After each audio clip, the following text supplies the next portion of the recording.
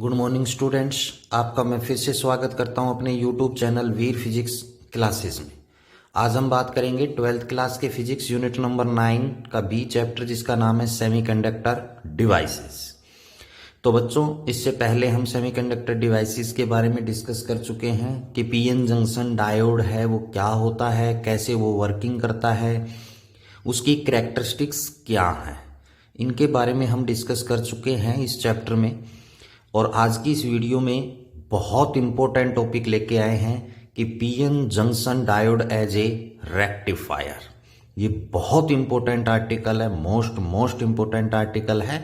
मैं आपको बताऊंगा कि क्वेश्चन कैसे पूछा जाता है इससे रिलेटेड, और हमें क्या क्या उस क्वेश्चन के आंसर में करना होता है। इसलिए इसको ध्यान से सुनना है और ध्यान से इस वीडियो को देखना है। तो आइए शुरुआत करते हैं कि पीएन जंक्शन जो डायोड है, जिसके बारे में हम पढ़ चुके हैं कि पीएन जंक्शन डायोड क्या होता है, वो एज ए रेक्टिफायर। कि रेक्टिफायर क्या होता है, तो देखिए डेफिनेशन कि rectifier is a device which is used for converting AC यानी ऑल्टरनेटिंग करंट। एसी का मतलब क्या है, ऑल्टरनेटिंग करंट या एसी वोल्टेज, कोई भी हो सकता है। एसी करंट है या एसी वोल्टेज है, उसको कन्वर्ट करता है इनटू डीसी, मतलब डायरेक्ट करंट या डायरेक्ट वोल्टेज में कन्वर्ट करता है। उसे हम क्या कहते हैं, रेक्टिफायर कहते हैं। तो रेक्टिफायर क्या करेगा, ऑल्टरनेटिंग करंट या वोल्टेज को किस में कन्वर्ट करेगा, डायरेक्ट करंट में या वोल्टेज में कन्वर्ट करेगा। उसे हम रेक्टिफायर कहते हैं। Clear, means AC to DC में कन्वर्ट करता है वो डिवाइस, उसे हम रेक्टिफायर कहते हैं। अब बात आती है कि रेक्टिफायर के कितने टाइप्स होते हैं। तो बच्चों, रेक्टिफायर 2 टाइप्स के होते हैं, हाफ वेव रेक्टिफायर और एक होता है फुल वेव रेक्टिफायर। जैसे कि नाम से आपको पता चल रहा है हाफ वेव रेक्टिफायर, तो मतलब जो एसी वेव्स है, एसी जो है वो वेव की फॉर्म में ट्रेवल करती है क्रेस्ट और ट्रफ के बीच की फॉर्म में, तो उसकी हाफ वेव को ही ये कन्वर्ट कर पाता है। फुल वेव में रेक्टिफायर में क्या होता है, वो एसी की कंप्लीट वेव जो है उसको कन्वर्ट करता है डायरेक्ट करंट के अंदर या डायरेक्ट वोल्टेज के अंदर। तो नाम से आप आइडेंटिफाई कर सकते हैं इजिली कि फुल मतलब फुल वेव को कंप्लीट कन्वर्ट करता है, हाफ वेव का मतलब वो हाफ को कन्वर्ट करता है। अब बात आती है कि बोर्ड एग्जाम जब होता है उसमें आपसे पूछा क्या जाएगा, क्वेश्चन कैसे पूछा जाएगा। तो क्वेश्चन है सिंपली एक पूछा जाता है कि व्हाट इज द रेक्टिफायर, कि रेक्टिफायर क्या है। क्लियर, तो क्वेश्चन पूछा जाता है कि व्हाट इज रेक्टिफायर, कि रेक्टिफायर क्या है।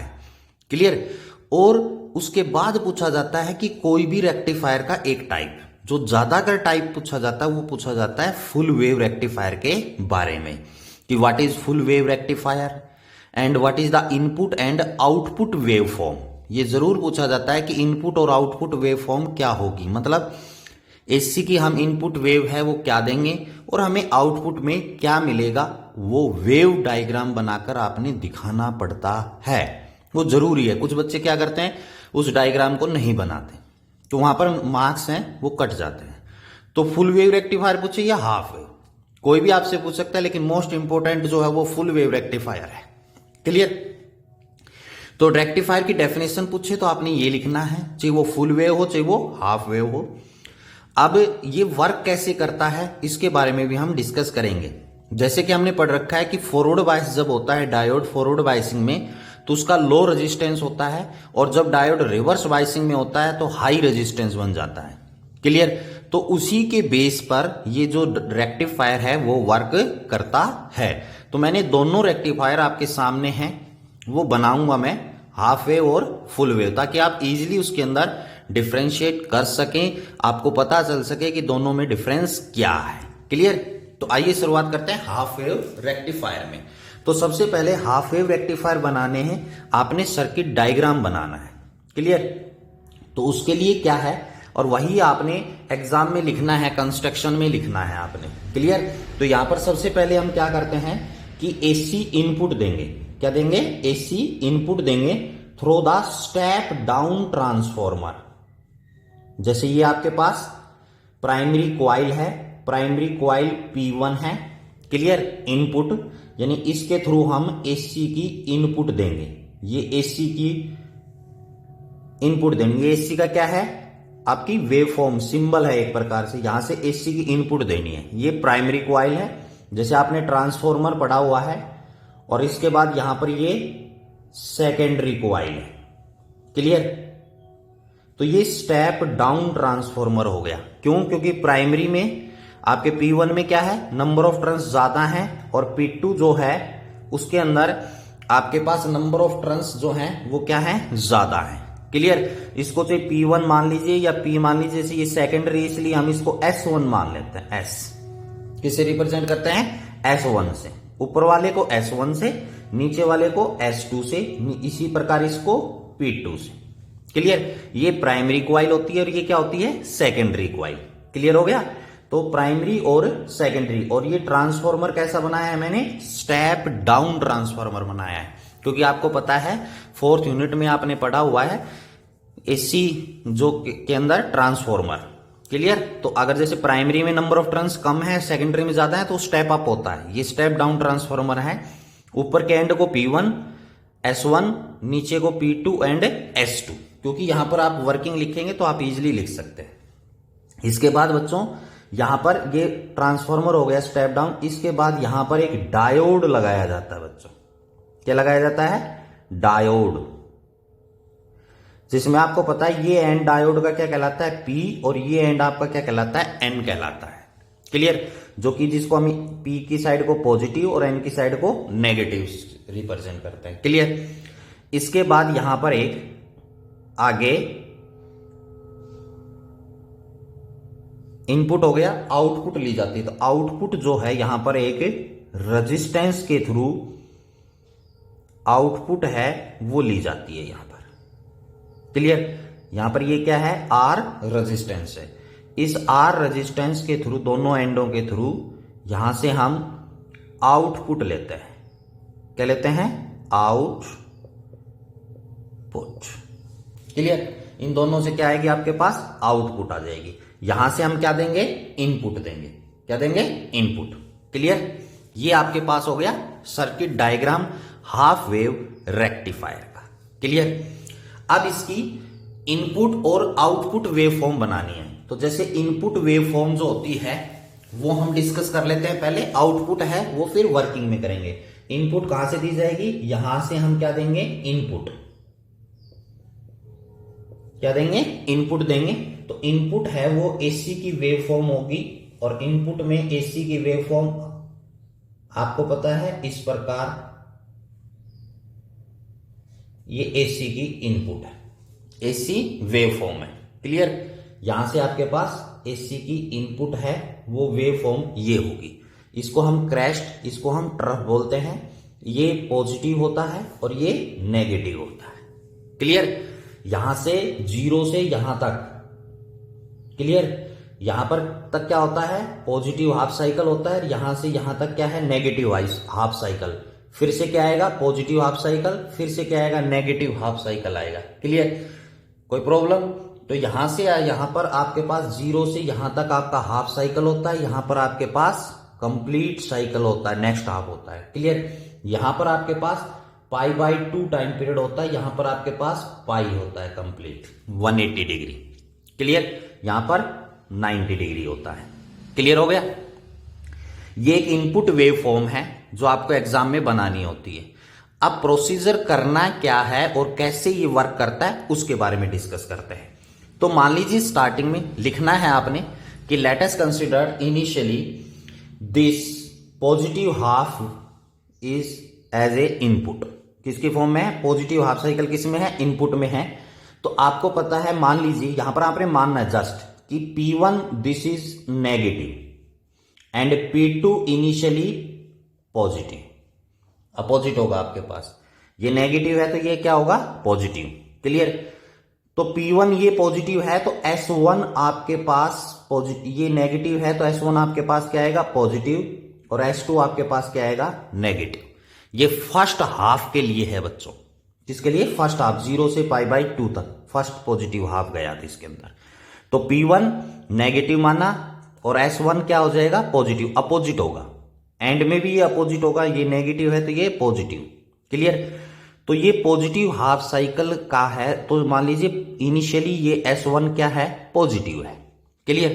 तो ये पॉजिटिव है, तो P भी किससे जुड़ा हुआ है, ध्यान से सुनना है कि S1 is positive, so P also connect to the positive. दोनों आप देख रहे हैं पॉजिटिव पॉजिटिव है। क्लियर। तो ये डायोड है वो किस में है, फॉरवर्ड बायस में। किस में है, फॉरवर्ड बायस में। तो अभी मैंने आपको बताया जब डायोड फॉरवर्ड बायस में होता है तो लो रेजिस्टेंस होता है, रिवर्स बायसिंग में हाई रेजिस्टेंस होता है। क्लियर।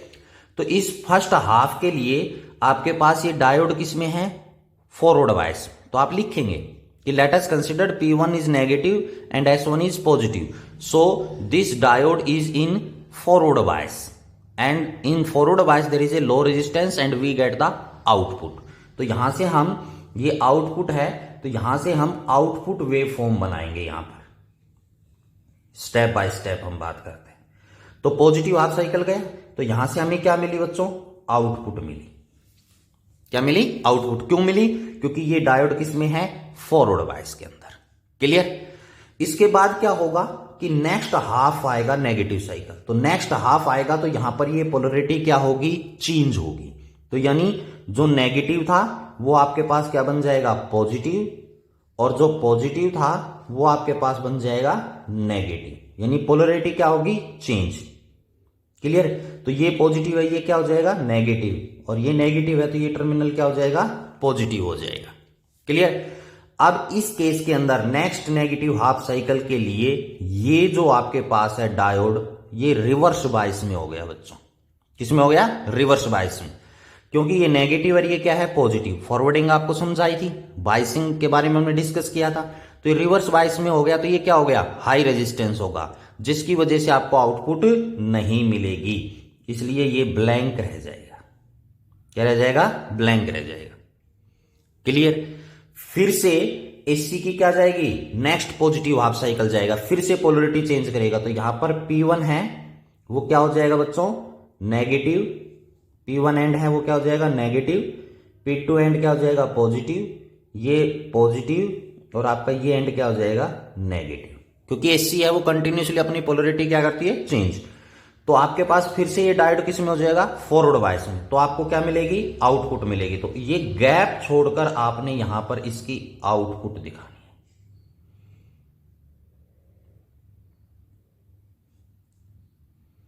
ये गैप छोड़ देना, क्योंकि इसमें आपको आउटपुट नहीं मिलेगी। फिर से आप गैप छोड़ के फिर आपको मिलेगा, फिर गैप छोड़कर आपको फिर से मिलेगा। इसलिए इसको हम हाफ वेव रेक्टिफायर बोलते हैं कि ये केवल हाफ वेव को ही एसी से डीसी में कन्वर्ट कर पाता है। तो बच्चों ये इनपुट वेवफॉर्म और ये आपके पास क्या है, आउटपुट वेवफॉर्म, और ये आपका सर्किट डायग्राम और वर्किंग मैंने आपको एक्सप्लेन की। क्लियर। अब हम आते हैं नेक्स्ट फुल वेव रेक्टिफायर के अंदर। किसके अंदर आते हैं, फुल वेव रेक्टिफायर के अंदर। तो वही आपके पास यहां पर आप क्या बनाएंगे, ट्रांसफॉर्मर, स्टेप डाउन ट्रांसफॉर्मर आपने बनाना है। क्लियर। यहां से हम इनपुट देंगे, ये आपके पास P1, ये आपके पास P2 मतलब प्राइमरी कॉइल। इसके बाद आप क्या बनाएंगे, सेकेंडरी कॉइल, और हमने ये स्टेप डाउन बनाना है तो सेकेंडरी कॉइल में नंबर ऑफ टर्न्स कम होने चाहिए, S1 और ये S2। क्लियर। यहां से आपके पास ये AC इनपुट है, और यहां पर आपने क्या करना है, डायग्राम में देखिए कि यहां डायोड लगाना है आपने, पीएन जंक्शन डायोड। क्लियर। इस डायोड का नाम D1 दे देता हूं। इसी प्रकार यहां पर एक दूसरा भी डायोड यूज करना है जो कि D2 है। यानी दोनों में, इसमें हाफ वेव रेक्टिफायर में एक डायोड था, इसमें आपने दो डायोड हैं वो यूज करने हैं। आपको पता है यहां पर ये P साइड है, ये N साइड है, ये पॉजिटिव होता है, ये नेगेटिव होता है। इसी प्रकार यहां पर भी ये पॉजिटिव है और ये नेगेटिव है, यानी ये P साइड है और ये N साइड है। दोनों डायोड यहां पर कनेक्ट होते हैं। इसके बाद यहां पर ये कनेक्ट हो जाते हैं। क्लियर। अब रही बात, इनपुट हो गई, आउटपुट हम यहां कहां से लेंगे, आउटपुट बच्चों इसके बीच से आएगी, यहां से। रेजिस्टेंस लगाकर यहां से। क्लियर? मतलब ऊपर का एक डायोड और नीचे का एक डायोड, दोनों से ही यहां से आपके पास क्या आएगी, आउटपुट आएगी। ये रेजिस्टेंस है R, यहां से आपको आउटपुट लेनी है। इसीलिए मैंने दोनों साथ बनाए थे कि ताकि आप इजीली इनके अंदर डिफरेंशिएट कर सके कि भाई कहां पर क्या होता है। अब ये जो दोनों डायोड हैं बच्चों फुल वेव रेक्टिफायर में, ध्यान रखना है दोनों बिल्कुल पैरेलल में होने चाहिए। आप N को इधर बनाएंगे तो इसका भी N इधर ही आना चाहिए, अपोजिट नहीं होनी चाहिए। सेम सिमेट्री है वो सेम होनी चाहिए, पैरेलल में होनी चाहिए। इस बात का यहां पर आपने ध्यान रखना है जरूर। क्लियर? अब ये सर्किट डायग्राम, अब हम वेव फॉर्म में बात करते हैं इसकी। तो यहां से आपके पास क्या आएगा, इनपुट देंगे। तो इनपुट वेव फॉर्म बनाना है आपने, एसी का इनपुट। तो आपके पास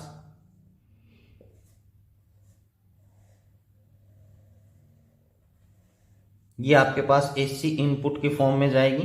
क्लियर? यहां पर आपके हाफ साइकिल होगा आपके पास, यहां पर आपके पास फुल साइकिल होगा। क्लियर? तो ये एसी किसकी फॉर्म में होगी, इनपुट की फॉर्म में। अब वर्किंग की बात करते हैं, यहां पर ध्यान से सुनना है। जैसे ही पॉजिटिव हाफ साइकिल जाएगा तो यहां पर भी हम इनिशियली मान लेते हैं कि ये P1 है वो नेगेटिव है, P2 है वो आपके पास पॉजिटिव है। तो आपको पता है ये प्लस नेगेटिव है तो ये आपका पॉजिटिव होगा और ये आपका नेगेटिव होगा। क्लियर? अब इसमें क्या देखना है आपने कि देखिए कि इन दिस सिचुएशन ये आपने लेटस कंसिडर्ड करना है। तो इनिशियली क्या होगा कि डायोड D1 फॉरवर्ड बायसिंग में होगा। देखिए ये पॉजिटिव है ये भी पॉजिटिव है, तो डायोड D1 किस में है, फॉरवर्ड बायस में। ये आपने लिखना है बच्चों, D1 diode in forward bias and D2 diode in reverse bias. क्योंकि ये पॉजिटिव है ये नेगेटिव है, ये किस में है, रिवर्स बायस में, ये किस में है, फॉरवर्ड बायस में। D1 इज इन फॉरवर्ड बायस। तो यहां से आपको क्या मिलेगी, वे आउटपुट मिलेगी। आपको यहां से क्या मिलेगी, आउटपुट। क्लियर? तो यहां से आउटपुट है उसको देखते हैं। तो D1 डायोड की वजह से आपको क्या मिलेगी, आउटपुट मिलेगी। इसीलिए हमने ये बीच में लगाया है, यहां से इसकी और इसकी आउटपुट आपको मिल जाएगी। क्लियर? दोनों एंड कनेक्ट हो गए। तो यहां से आपको क्या मिलेगा, आउटपुट है वो मिलेगा due to the diode D1। Clear? इसके बाद क्या है, नेक्स्ट हाफ साइकिल जाएगा तो यहां पर पोलरिटी चेंज होगी। जो पॉजिटिव था वो नेगेटिव हो जाएगा, जो नेगेटिव है वो पॉजिटिव हो जाएगा। Clear? Next negative half cycle में क्या होगा कि डायोड D1 इन रिवर्स बायस। आप देख रहे हैं ये नेगेटिव ये पॉजिटिव, D1 किस में हो जाएगा, रिवर्स बायस में। D2 किस में हो जाएगा बच्चों, फॉरवर्ड बायस में। देख रहे हैं आप, D2 is in forward bias, D1 in reverse bias. Clear? तो आउटपुट किसकी वजह से आएगी, D2 की वजह से। तो यहां पर आपके पास है वो आउटपुट आपके पास आ जाएगी। क्लियर हो गया? इसी प्रकार ये प्रोसीजर है वो रिपीट होगा अगेन एंड अगेन। फिर से पोलरिटी चेंज होगी, D1 फॉरवर्ड में हो जाएगा, D2 रिवर्स में। तो आपको फिर से क्या मिलेगी, आउटपुट है वो मिलेगी D1 की वजह से, फिर आपको D2 की वजह से, फिर आपको D1 की वजह से। इसी प्रकार आपको आउटपुट मिल जाएगी। तो ये आपके पास क्या है, आउटपुट वेवफॉर्म। क्लियर? और ये आपके पास क्या है बच्चों, इनपुट वेव फॉर्म। तो ये डिफरेंस है दोनों में, आप देख सकते हैं हाफ वेव में और फुल वेव में। क्लियर? तो ये दोनों का circuit diagram, input and output wave form है वो आपके सामने है। क्लियर हो गया? तो ये तो था रेक्टिफायर के बारे में, हाफ और फुल वेव रेक्टिफायर के बारे में। अब यहां पर हम एक पॉइंट के बारे में डिस्कस करते हैं। जैसे फुल वेव रेक्टिफायर है उसमें बच्चों यहां पर जो रेक्टिफायर है उसमें एक फिल्टर का यूज किया जाता है। किसका यूज किया जाता है, फिल्टर। क्यों किया जाता है फिल्टर का यूज, क्योंकि बच्चों जैसे ये आउटपुट वेव फॉर्म आई है यहां पर, ये रही आउटपुट। तो इस आउटपुट वेव फॉर्म में प्योर डीसी नहीं होती है, थोड़ा सा जो मिक्सिंग है वो किसकी आती है, एसी की आती है। क्लियर? तो उसको प्योर डीसी में लेने के लिए, उसको कंप्लीटली डीसी बनाने के लिए यहां पर हम एक फिल्टर का यूज करते हैं। जैसे आपके पास ये एक रेक्टिफायर है, ठीक है, ये आपने रेक्टिफायर के अंदर एसी इनपुट दी, ये क्या है, एसी इनपुट, यहां से किसके अंदर, रेक्टिफायर के अंदर, क्लियर। तो यहां से रेक्टिफायर ने आउटपुट हमें दी, क्या दी, आउटपुट, यहां से आउटपुट मिली, क्लियर। रेक्टिफायर से आउटपुट, जैसे ये आउटपुट मिली या ये आउटपुट मिली, इसको डीसी करने के लिए, प्योर डीसी करने के लिए, मतलब फिल्टर करने के लिए यहां पर हम क्या करते हैं, एक कैपेसिटर लगा देते हैं बच्चों, ठीक है। और आगे हम यहां पर एक रेजिस्टेंस लगा देते हैं, लोडेड रेजिस्टेंस, आर एल का मतलब लोडेड रेजिस्टेंस, कोई भी लोड जो है वो लगा दी। ये क्या होता है आपके पास, कैपेसिटर। तो यहां से आपके पास जो आउटपुट आएगी वो क्या आएगी, फिल्टर्ड डीसी आउटपुट। अब आपको ये क्या है, फिल्टर का डायग्राम है। अब आप कहोगे कि सर इसमें क्या हुआ, तो बच्चों यूनिट नंबर 4 में आपने पढ़ा हुआ है कि जो कैपेसिटर है, कैपेसिटर मतलब सी, ठीक है, वो क्या करता है, डीसी को ब्लॉक करता है। डीसी को क्या करता है, ब्लॉक। क्यों करता है डीसी को ब्लॉक, क्योंकि डीसी के लिए हाई रेजिस्टेंस ऑफर करता है कैपेसिटर, और जो एसी है उसको इजिली अलाउ करता है। क्या करता है, अलाउ करता है। क्यों, क्योंकि जो एक्सी होता है वो 1/c ओमेगा होता है, 1/c ओमेगा या ओमेगा सी। सी क्या है, कैपेसिटेंस, और ओमेगा क्या है, फ्रीक्वेंसी, जो कि आपके पास थोड़ा सा मैं आपको बता देता हूं, ओमेगा है वो 2π न्यू लीनियर फ्रीक्वेंसी के बराबर, और सी क्या है, कैपेसिटेंस। तो डीसी की फ्रीक्वेंसी कितनी होती है, 0, तो ये 1/0 हो जाएगा। तो डीसी के लिए जो एक्सी है वो क्या आएगा, इंफिनिटी आएगा डीसी के लिए, क्योंकि ये 0 हो जाएगा, 1/0, तो ये इंफिनिटी आएगा। और एसी के लिए जो एक्सी है ना, वो नॉट इक्वल टू इंफिनिटी, मतलब फाइनाइट वैल्यू आएगी इसकी, क्योंकि एसी जो है उसकी फ्रीक्वेंसी 50 हर्ट्ज होती है, क्लियर। तो ये एसी के लिए लो रेजिस्टेंस ऑफर करता है, डीसी के लिए हाई रेजिस्टेंस ऑफर करता है, तो ये डीसी को ब्लॉक कर देगा। तो यहां से आपके पास जो आउटपुट आएगी, क्लियर, तो डीसी तो इसमें जाएगी नहीं, क्योंकि डीसी को ये क्या करेगा, ब्लॉक, एसी इसमें चली जाएगी, क्लियर। और हम बाईपास जिसको हम बोलते हैं, तो डीसी है वो हमारे पास बाईपास बाहर निकल जाएगी, डीसी तो इसके अंदर नहीं जाएगी, ये ब्लॉक करेगा डीसी को, हाई रेजिस्टेंस ऑफर है, डीसी नहीं जाएगा, एसी बाहर, डीसी है वो बाईपास निकल जाएगा, एसी इसमें से पास हो जाएगा, क्लियर। तो जिससे क्या होगा कि ये फिल्टर हो जाता है, जो आउटपुट मिलती है, और हमें प्योर डीसी है वो हमें मिल जाती है।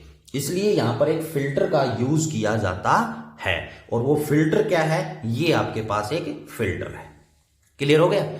इसके बाद जो एफिशिएंसी की बात करें, किसकी बात करें, एफिशिएंसी की, और साथ के साथ यहां पर बात कर लेते हैं जी, वो कोई सा भी रेक्टिफायर हो,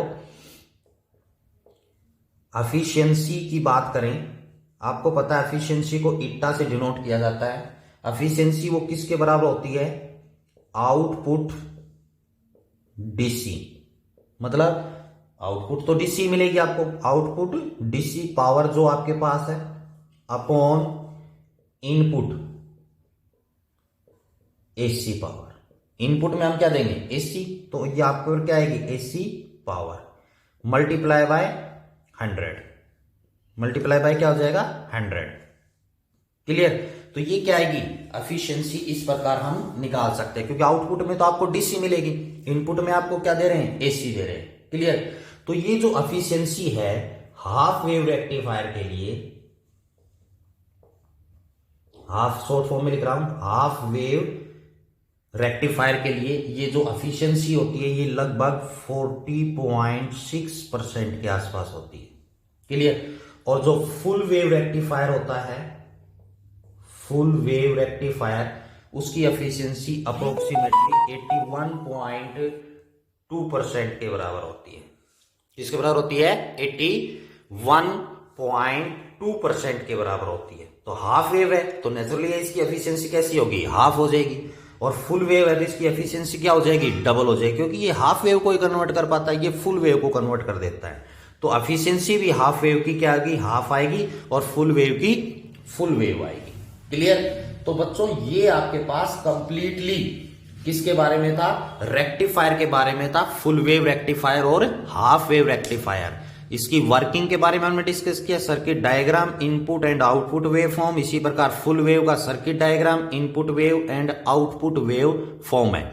और हमने यहां पर फिल्टर के बारे में डिस्कस किया कि फिल्टर है वो किस प्रकार करता है प्योर डीसी में, और इसकी एफिशिएंसी के बारे में भी डिस्कस किया है। क्लियर? तो बच्चों आज की इस वीडियो में इतना ही, और ये वीडियो है वो जरूर देखनी है आपने कंप्लीट, क्योंकि ये मोस्ट इंपोर्टेंट आर्टिकल है। तो आज की इस वीडियो में इतना ही। Thank you and have a nice day. फिर मिलते हैं नेक्स्ट वीडियो के साथ, तब तक के लिए गुड बाय।